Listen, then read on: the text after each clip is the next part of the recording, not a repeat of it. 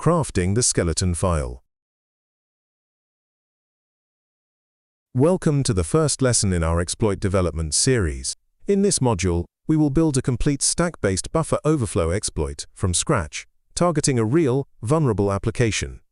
Our target for this series is VLC Media Player version 0.8.6d, a widely used media application from the mid-2000s.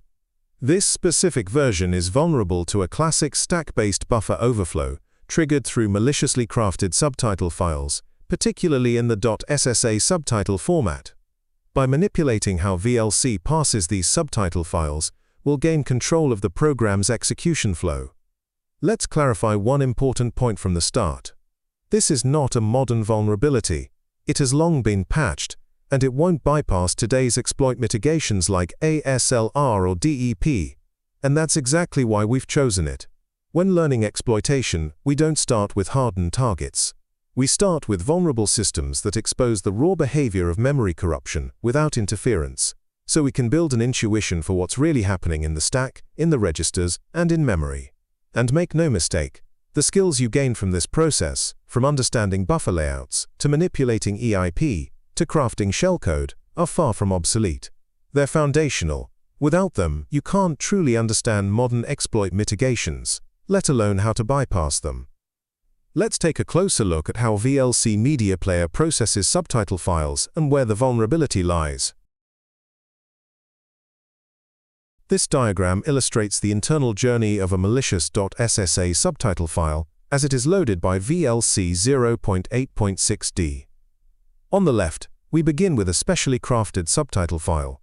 It contains a long sequence of A characters, deliberately designed to exceed the expected input length.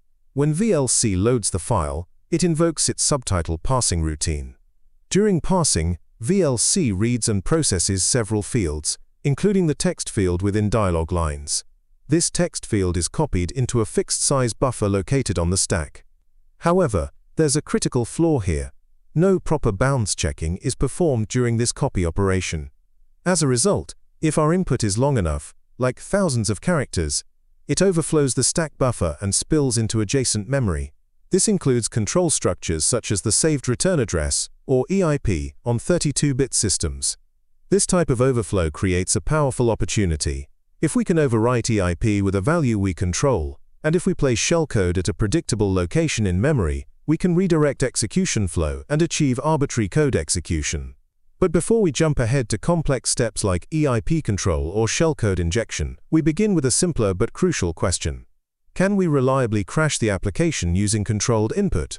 That's the mission of today's lesson. We'll craft what's known as a skeleton file, a minimal proof-of-concept payload that reliably triggers the overflow. It doesn't contain shellcode. It doesn't spawn a shell. But it proves that we can reach the vulnerable code path, trigger the fault, and begin to control program execution, and that's where the real work begins. Now that we've visualized the vulnerable process, let's ground our research in official sources. Open your browser and navigate to the National Vulnerability Database entry for CVE 2007-6682. This CVE corresponds to the buffer overflow in VLC's SSA subtitle parser. Scroll to the References and Advisories section and click the first link to open Luigi Auriemma's advisory, the original researcher who discovered the flaw. This advisory provides insight into the vulnerable code paths and details the conditions required to trigger the overflow. It's the technical blueprint on which we'll build our initial proof of concept. Once the page loads, scroll down to Section 3, the code, and copy the URL for the proof of concept archive.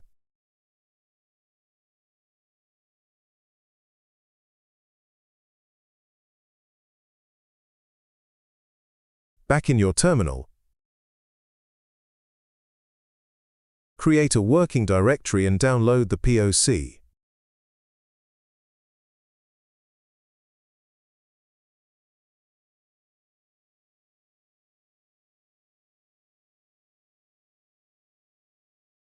Once the download finishes, go ahead and extract the archive.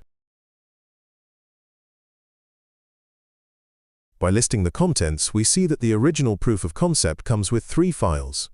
a short video file, .avi, used as a playback trigger. A .ssa subtitle file containing the overflow payload, and a .txt note with metadata. Let's inspect the subtitle file.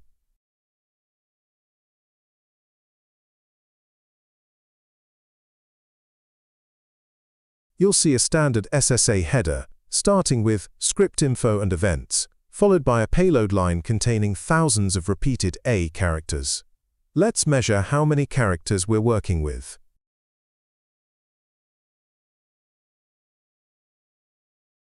This shows us that the payload is roughly 500,000 characters long, enough to overflow the buffer and overwrite memory beyond the intended bounds. This is good. It means we already have a rough idea of the size needed to cause a crash, but instead of reusing this file, we're going to build our own, so we can control it precisely and update it as we move forward in the exploit chain. Since the target file may have been created on a Windows system, there's a risk it contains carriage return characters at the end of each line, which could cause compatibility issues with Unix-based scripts. To prevent such problems, something I've personally encountered during testing, I will use the dos2 Unix command to convert the file to the proper Unix format.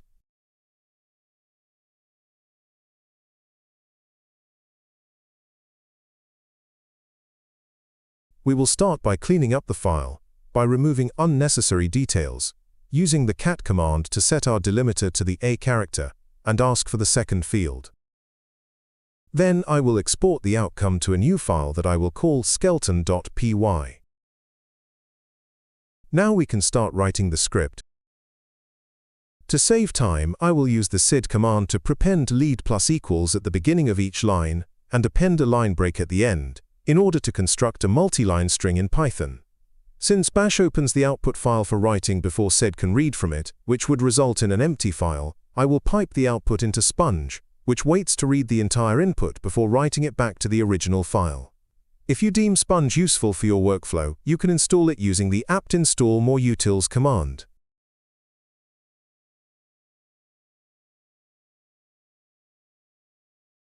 Now, open the skeleton file with your text editor.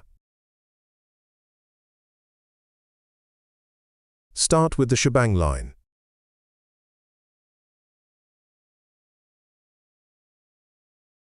Define the preamble and title.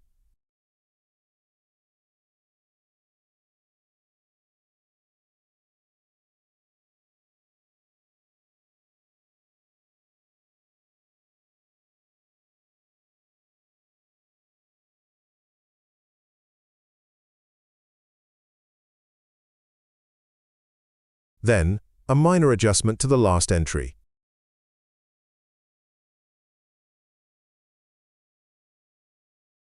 Define the buffer content, which is going to be made of 500,000 A characters.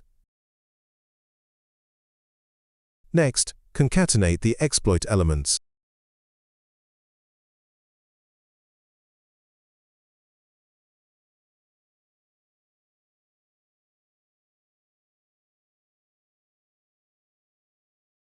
Then, define the file path.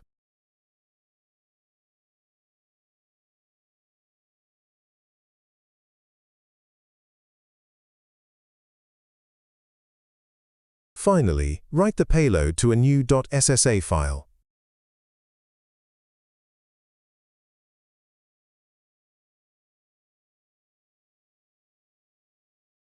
Here, we're telling Python, try to do the following operations, but if something goes wrong, don't crash, let me handle it. This is essential in exploit development, where precision matters and file operations might fail due to permission issues or encoding mismatches. This line handles file creation. We're opening the file located at file_path using write mode, which will either create a new file or overwrite an existing one. We also specify the encoding as Latin 1, which is a common choice when working with raw byte-oriented data or non-UTF-8 safe payloads. This ensures we don't run into issues when writing exploit strings that might include special or non-ASCII characters. The with block is important because it safely opens and closes the file for us, even if an error occurs later. This is where the actual payload gets written to disk. The exploit variable is expected to hold our exploit string, perhaps shellcode, a crafted buffer, or any payload we want to inject. We're simply dumping that string into the file we opened a moment ago. If all goes well, this line gives the user a clear confirmation. The file was written and saved correctly. This kind of feedback is particularly helpful when automating payload generation across multiple targets. If anything fails, maybe the file path is invalid, or we lack write permissions. This block will catch the exception and show a readable error message. This makes the script more robust. Instead of crashing, it informs us exactly what went wrong, which is vital when developing exploits, where every detail matters. Now save the file and exit.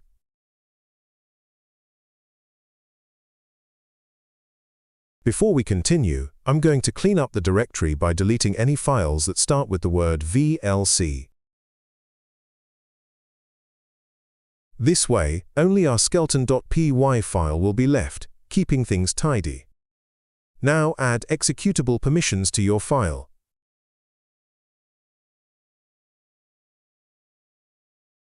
Then run it. Our SSA file has been successfully created and is now residing in your directory. Let's check.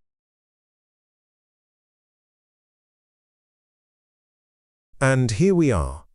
You should now see the SSA header, followed by a long sequence of A characters.